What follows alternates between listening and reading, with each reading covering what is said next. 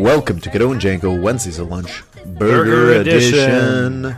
We always kind of sing it now, eh? It's fun. Yeah, it's hard. I'm trying to do it differently every time, and I don't do it very well. Yeah, it's tough to make a very different thing out of two words, 70 times or 60, whatever, however many times. Was this episode 64? Episode 64. Welcome to episode 64. This week, Matthew and I went to Hachoir, 4177 Saint-Denis. Hachoir has been open for 7 years now, since 2010. It's just a little baby. Well, I guess, relatively speaking. But not another victim of the Montreal burger bubble. It has survived. It is a high-end burger restaurant on the Plateau Montréal. Matthew, had you ever heard of Hachoir before today? No. But you did today. Actually, not even. Only when we walked into the place. I didn't tell you where we were going. No, and if you asked me to spell it, I think there's an H in there, but I don't really know. Hachoir. Now, what does that mean to all the people listening out there who don't know what it means? Heck if I know. Okay. I'm going to have to look it up. Was this an old dentist office? It had a lot of dental fixins, so to speak. There was like a big adjustable light hanging from the ceiling. Yeah. A lot of chairs that were sort of swivelly dentist chair looking chairs, or like a waiting room chair. There were some nice waiting room chairs, though, if you saw those chairs. There were some nice ones. I think that's where it stopped, though. They didn't serve. That's pretty much it. They didn't bring you your food on metal platters. They did bring me my appetizer on a rectangular piece of stone. Oh, they did, yeah. Stone is like teeth. It's I don't know about that. But... So we went to Hachoir, a fancy little burger joint. Matthew, when we sat down there, I was not expecting how high-end this place was. They sat us down, gave us a couple nice big leather-bound menus, a nice big leather-bound wine list, and a little drink card. As soon as I realized what the wine list was, I set it aside. I was not in that type of mood today. Ordered a pint of beer and had a look at the menu. Matthew, what did you think of the menu? Not the layout of it, but what was on it. The what physicality of the menu? No. The leather-boundness of it? The contents. Don't judge a menu by its exterior. Judge it by the contents of its pages. I found it to be a little lacking in options, but a lot of burger options. Yeah. I mean, it's pretty much a burger joint. There were a bunch of burger options. Yeah, I mean, it was a fancy chicken place. Burger option, a lamb burger option, a bison burger option. Yeah, there's pork in there. Yeah, there's a pork one. Veggie. Mm-hmm. So when you cut all that out, you're left with just a little bit of just a couple beef. Yeah, it's true. You said it was fancy. It was fancy, but it was like a fake fancy. How so? It wasn't like a Scaroli's fancy. It was dipped in fanciness. So as an appetizer, I had some chicken wings,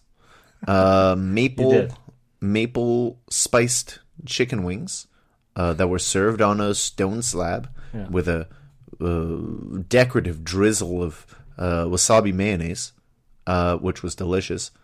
That looked pretty fancy to me. That wasn't fancy to you? It's fake fancy. How is it fake fancy? They got real pieces of stone as plates.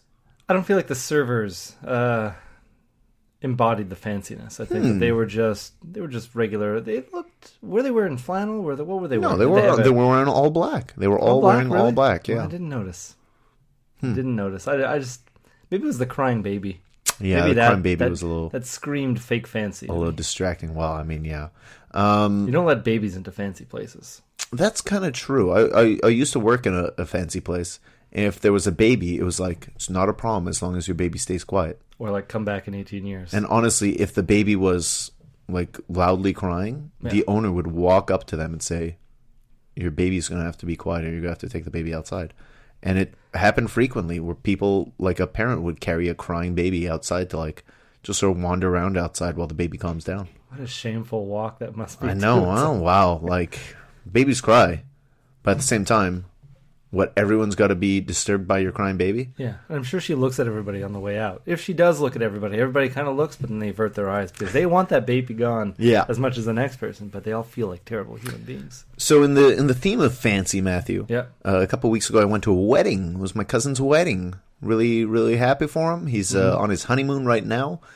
traveling Greece and Italy, just traveling through Europe, like a 3-week honeymoon. Really lovely. That's I'm happy for him. The wedding was a fancy, nice little affair. Went off without a hitch? Yeah, no problems. They got hitched. Sound like a good wedding. All right, you got it. They had a 60-year-old Rolls Royce that they rode away in after the wedding. It was really, really a nice to do. They gave me a little a bomboniere, as the Italians say. It's a wedding gift, wedding favor. A lovely candy dish. Huh.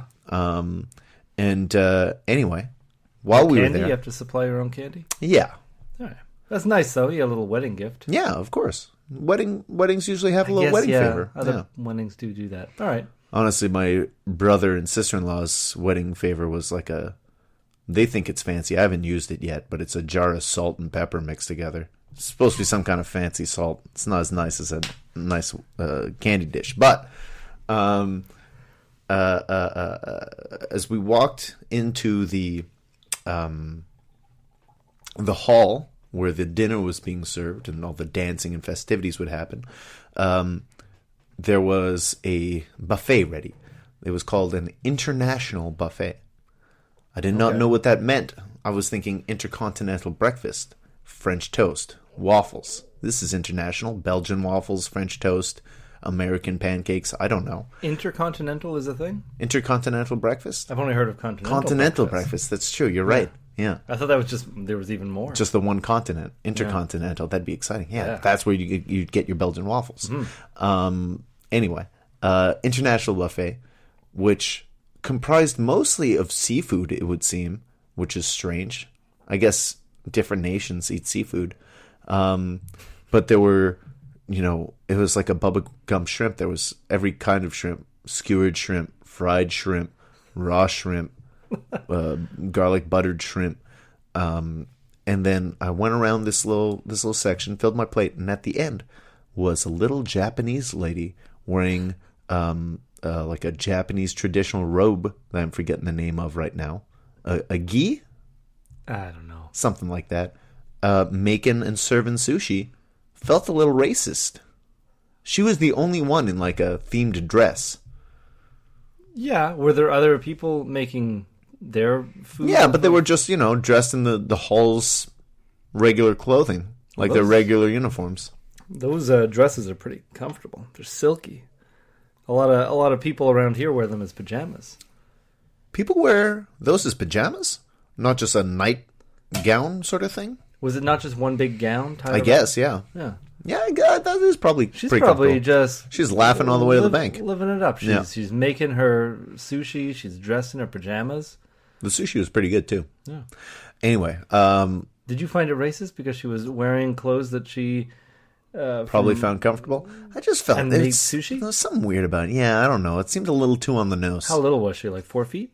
Not that little. Wasn't like a miniature person making little sushi. No, she wasn't tall, but she wasn't that little. Okay. I have this crazy image in my head right now, just like you're going and she's standing on the table, but she's eye height. And so, I filled my plate and then saw the sushi and was like, okay, maybe on the next round.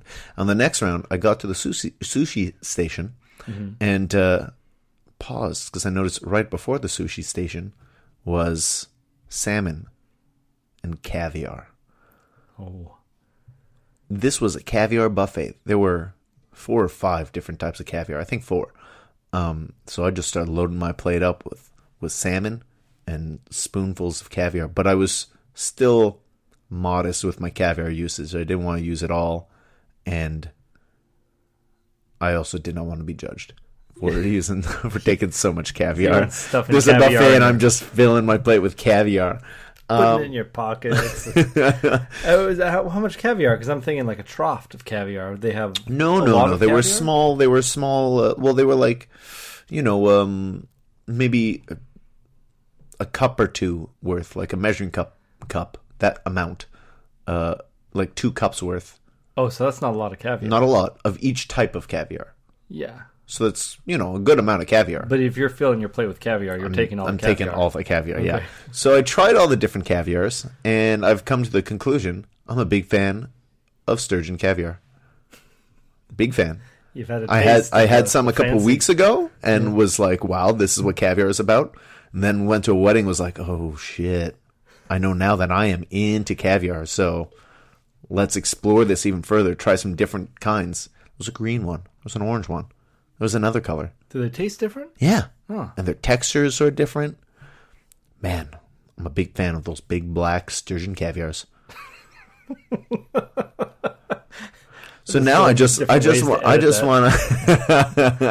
now I just like I want to have like caviar and champagne all the time. Be a fancy boy. That'd be my hip hop name, Little Fancy Boy. You'd be a little fancy boy. Lil though, like Lil Jon. Lil Wayne type of deal. Yeah. Like LIL apostrophe. Yeah, Lil Fancy Boy.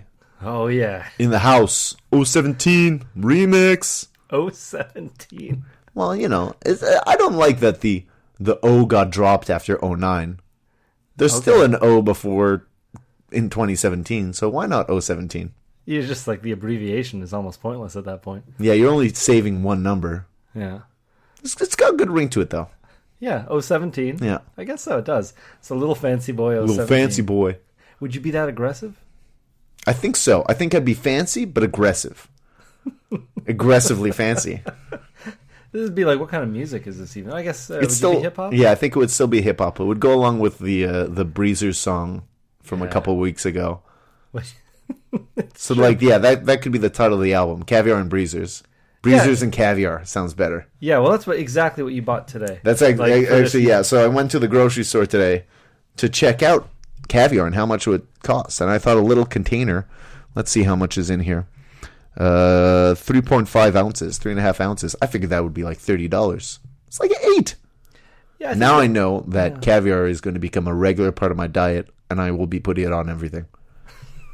I think there was something when we were children we were led to believe that caviar was like the cream the of the crop. Fanciest, most expensive thing. Mind you, like $8 for 3.5 ounces of something. Like, you know, even I don't know, that's not that bad actually. Yeah. Like you go to a bar, cognac, 3.5 ounces go cost you more than $8. Oh, that's fine. I mean, Nutella is about Nutella. Yeah, Nutella's like that's the caviar of today. Yeah. It's children's caviar is what it is, I think. It's true. There must be different grades of caviar because there's got to be caviar that's worth thousands of dollars. Like beluga caviar, isn't that a thing? Maybe. Yeah, I think that's a thing. But aren't belugas mammals? Whale? You're gonna eat those seem like giant caviar pieces. I don't know. Whales? It doesn't. Yeah, I think it must be like a beluga fish or something because whales are mammals and mammals don't lay eggs. So how am I going to eat? It's not eggs. Well, mammals have eggs inside of them. Yeah, I don't they think don't lay eggs. Yeah, I don't think that's the same. You can eat like an embryo. That's weird. Beluga embryos. You know, I'll try anything once. Yes, it sounds horribly disgusting. I mean, yeah. Well, Matthew, you're a little pickier than me. You don't like tomatoes. So Matthew, I guess my rap name could be Little Picky. Matthew, your burger today, did it have tomatoes? It didn't. I didn't even say no tomatoes. You didn't have to. Because I knew it wasn't going to come with it. It wasn't in the menu. What burger did you order today, Matthew? It's Le Big Mac. MEC, Mac, not Mac. Le Big Mac. Yeah, what was it called, Mac? I don't know. Say Big Mac like a French person. Le Big Mac. There you go. Oh, yeah, you're right. But we passed a store after it was called Mac. Oh. It was like a couple places over. I'm sure it didn't factor into why they named it that. Who knows? Maybe. But Le Big Mac, it was pretty Big Mac-y. Okay. What does that mean? It came in a, Big Macs don't actually come in a little silver tinfoil That's true. pocket. They come in a box. They do. But actually, you know what? It was not very Big Mac-y. I'm taking it all back because it came in a little silver package, like you get it to go. Mm-hmm. There was no middle piece of bread. Mm-hmm. And no, is there lettuce in a Big Mac? Yeah, shredded lettuce. Iceberg lettuce. No shredded iceberg lettuce. And no little seeds. Sesame seeds. No sesame seeds on the bun. Yeah. Aside from that, the sauce was good. The sauce and the pickles. I saw it had like nice little round pickles. Had some onions that were whole circles of onion and not chopped onion like a Big Mac has. I feel like